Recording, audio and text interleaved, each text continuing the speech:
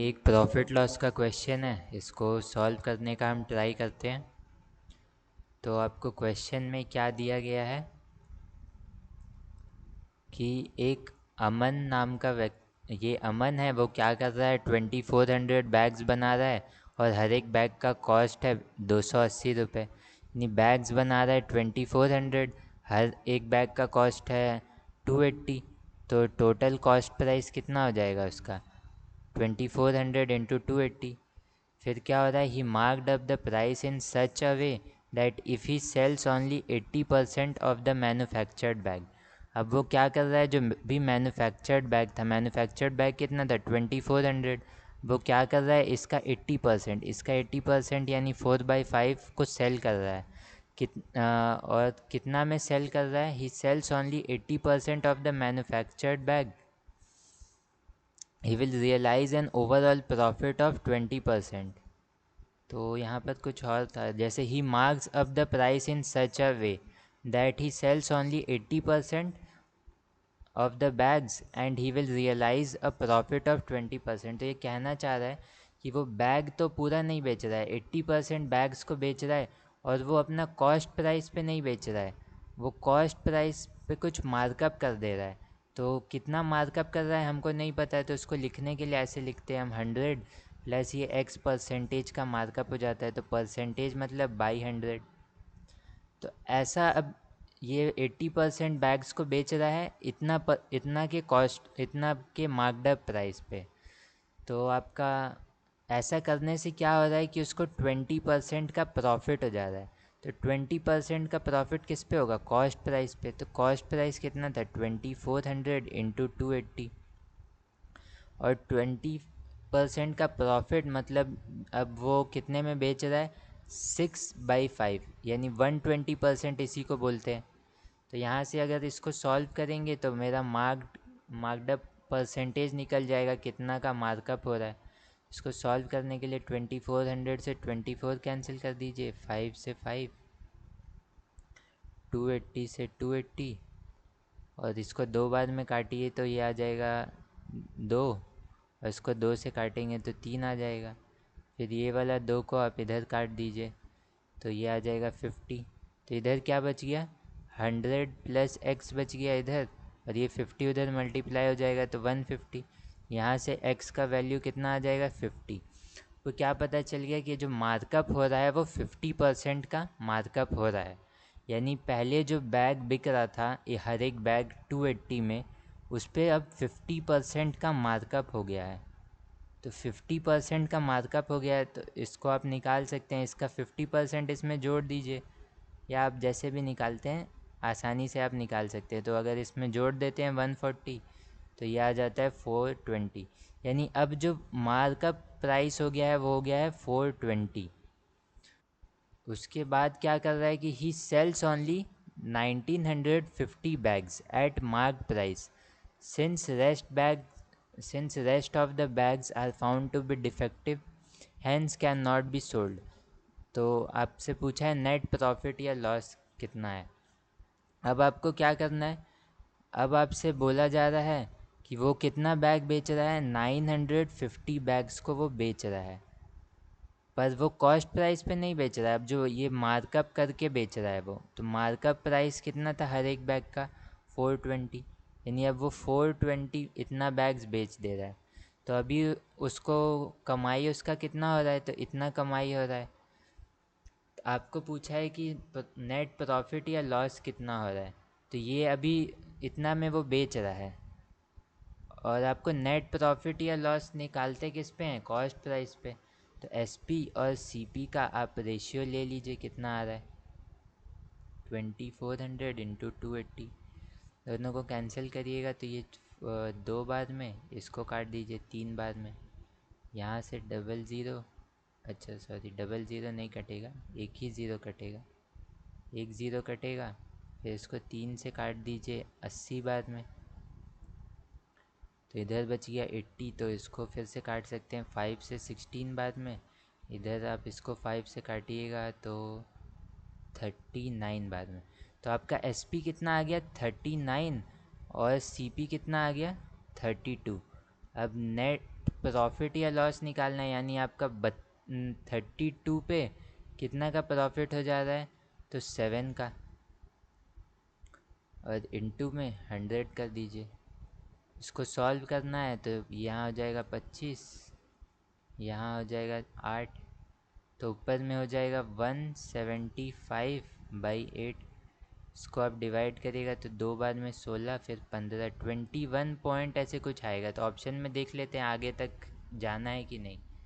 तो 21 से रिलेटेड आपका एक ही ऑप्शन है, तो ये आपका आंसर हो जाएगा। तो अब ऐसे ही एक दूसरा क्वेश्चन देख लेते हैं, प्रॉफिट लॉस का ही है। तो इसमें क्या बोला है, ओम है। ओम क्या कर रहा है, sells an article at a profit of 15%। यानी ओम क्या कर रहा है, 15% के प्रॉफिट पे कुछ बेच रहा है। यानी पहले का हम मान लेते हैं कॉस्ट प्राइस था उसका 100, अब वो 15% के प्रॉफिट पे बेच रहा है, यानी सेलिंग प्राइस अब कितना हो जाएगा, 115। फिर क्या बोला है यहाँ पे, ऐसे ले लेते हैं कि ये 100x पे पहले बेच रहा था, फिर 100x उसका कॉस्ट प्राइस था, उस पर 15% का प्रॉफिट पे बेच रहा था, यानी 115x पे बेच रहा है। फिर क्या हो रहा है कि had he bought for 12% less, यानी अगर वो इसी चीज़ को 12% कम में ख़रीदा होता तो इसका 100 का 12% क्या होगा, 12 ही होगा। 100x का 12% क्या हो जाएगा, 12x। यानी अगर वो इतने की जगह ये 88x में ख़रीदा होता तो क्या और बेचा कितने में होता है, and sold it for 235 less. यानी पहले कितना में बेच रहा था, तो इतना में बेच रहा था, इसमें से 235 अगर कम में बेचे, यानी 115x माइनस इतना में बेच रहा है, तो क्या हो रहा है, ही वुड हैव गेंड 20%। ऐसा करने से 20% का प्रॉफिट हो जा रहा है। 20% का प्रॉफिट का मतलब क्या है कि पहले आपका कॉस्ट प्राइस था 5, इस पे आपको 1 का प्रॉफिट हो जा रहा है, तो यानी अब आप बेच रहे हैं 6 में। तो इसको आप ऐसे सॉल्व कर सकते हैं कि 88x बाई 115x माइनस 235, यही वैल्यू किसके बराबर है, 5/6 के। तो ये कहीं से कुछ कैंसिल तो हो नहीं रहा है, तो मल्टीप्लाई कर देते हैं। तो 480 इंटू 48 करिएगा तो यह आ जाएगा 528, यहाँ पर आ जाएगा 528x। इधर इसको 115x को 5 से मल्टीप्लाई करेंगे तो यह आ जाएगा 75, ऐसा। और इसको इनके साथ मल्टीप्लाई करेंगे तो यह आ जाएगा 1000, और 35 इंटू 5 करना है तो यह आ जाएगा 175। तो ये ऐसा आ जाएगा। इनको सॉल्व करना है तो ये माइनस वाले को इधर भेज दीजिए, तो ये 1175 हो जाएगा। ये 528 को इधर भेज दीजिए, तो इसमें से 528 को हम माइनस करेंगे तो ये आ जाएगा 7/4, यानी 47x का वैल्यू आपको पता चल गया कि इतना है। आपको क्वेश्चन में क्या निकालने बोला था, what is the cost price of the article. Cost price हम कितना लिए थे, 100x लिए थे, आपको 100x का वैल्यू चाहिए। तो 100x का वैल्यू कितना हो जाएगा, 1175/47 इंटू 100।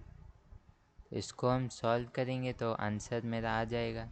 तो 47 से इसको काटना है, तो 47 का आप इसको कैंसिल करेंगे तो ये शायद 25 में से कैंसिल हो जाएगा। तो आपका कॉस्ट प्राइस कितना आ जाएगा, 2500। तो ऑप्शन में देख लीजिए 2500 कहाँ पर है, तो यहाँ पर है। तो ये सॉल्व हो गया। इसके बाद अब एक और क्वेश्चन देख लेते हैं। इसके बाद अब ये एक कंपाउंड इंटरेस्ट का क्वेश्चन है। तो इसमें आपको क्या बोला गया है कि एक सम है, कितना सम है, तो ये 448, ये आपका प्रिंसिपल दिया हुआ है।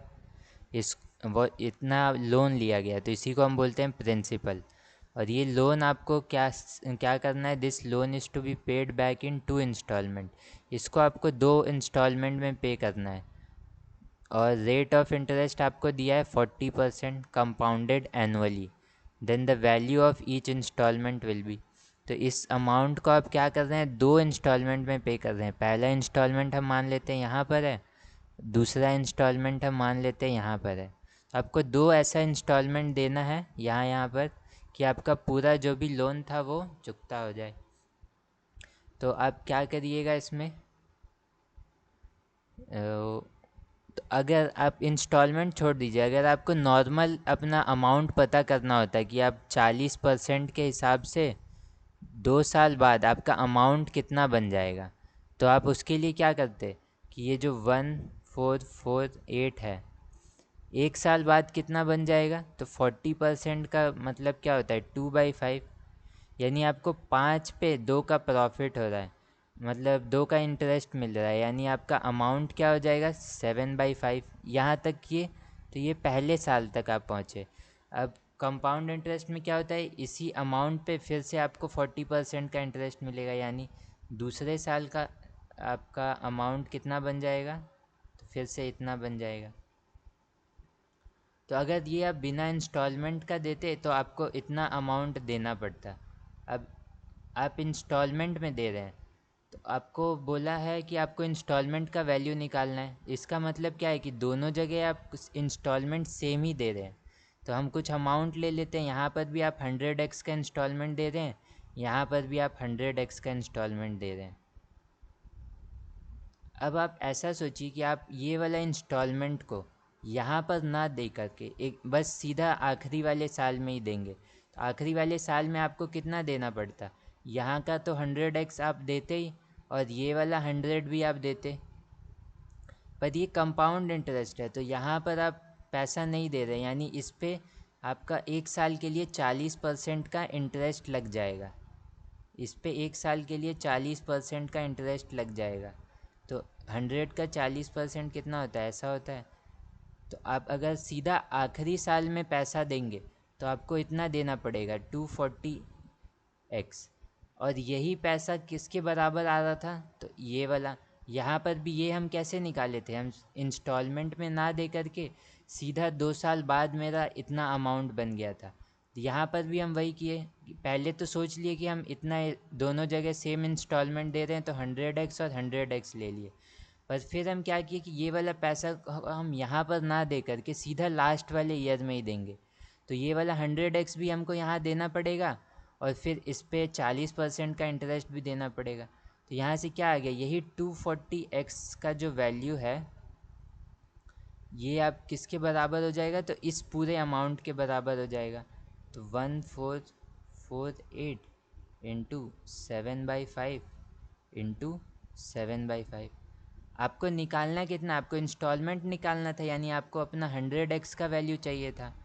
100x का वैल्यू निकाल लीजिए आप, तो 100x का वैल्यू कितना हो जाएगा, तो यहाँ पर 448 इंटू 7/5 इंटू 7/5, और ये 240 नीचे आ जाएगा 240x, और ये वाला 100 ऊपर मल्टीप्लाई हो जाएगा। ऐसे ही निकालते हैं, ये कैंसिल, और इसको सॉल्व करना है तो ये वाला 25 से इसको कैंसिल कर दीजिए 4 बार में, तो ये और ये 4 से काट दीजिए 60 बार में, और ये वाला वैल्यू 6 से कट रहा है तो इसको 6 से 10 बार में काट दीजिए, इसको 6 से काटेंगे तो 2 4 और 0 8 टाइम्स में कट जाएगा। तो आपको अब का फाइनल अमाउंट कितना, मतलब इंस्टॉलमेंट कितना आ जाएगा, 2480 इंटू 49/10 करना है। तो इसको मल्टीप्लाई करना आसान होता है, इसको 50 - 1 सोचिए, और 5 से मल्टीप्लाई करने का तरीका होता है जो भी नंबर है उसका हाफ कर दीजिए और एक ज़ीरो लगा दीजिए, पर यहाँ 50 से करना है तो हम एक और ज़ीरो लगा देंगे, 50 - 1 कर देंगे हम यहाँ। तो इसमें से अगर 2408 माइनस करते हैं तो कितना आ जाएगा, 2, यहाँ आ जाएगा 9, फिर 9 में से 4 जाएगा तो कितना बचेगा, 9, सॉरी यहाँ 3 बचेगा ना, 13 में से 4 जाएगा तो 9 बचेगा, फिर 9 में से 2 जाएगा तो 7 बचेगा, और यहाँ पे बच जाएगा 11। तो इसको हम मल्टीप्लाई किए ऊपर वाले को तो मेरा वैल्यू आया 17992/10। बाई 10 का मतलब क्या है, यहाँ पर एक डेसिमल लगा दीजिए तो इसका आंसर हो जाएगा 11,799.2।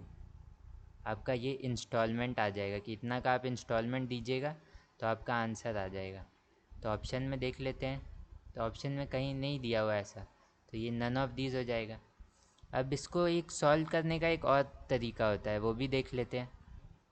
तो अगर आप कंपाउंड इंटरेस्ट पहले से पढ़े हैं तो आपको ये पता होगा कि प्रिंसिपल और अमाउंट पहले साल जैसे आपका रेट कितना दिया हुआ था 40%।